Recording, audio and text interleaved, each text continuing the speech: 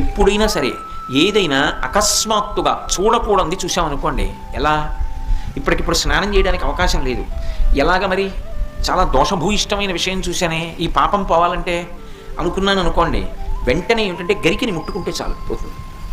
తీవ్రమైనటువంటి పీడకలు వచ్చిందనుకోండి, ఆ పీడకల పరిహారం అవ్వాలనుకోండి ఏ అభిషేకమో చేయించుకోవాలి. శక్తి లేదనుకోండి మీరు అన్ని పూజలు చేయించుకున్నట్టే.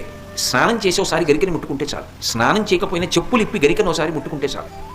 అందుకే శతమూలా శతాంకురా సర్వగం హరతు మే పాపం దుర్వాదు స్వప్ననాశిని.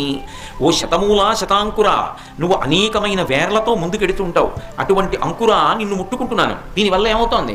సర్వగం హరతు మే పాపం, నా పాపములన్నీ పోతున్నాయి. దుస్వప్ననాశిని, దుస్వప్నములు పీడకల యొక్క ఫలితము పోతోంది.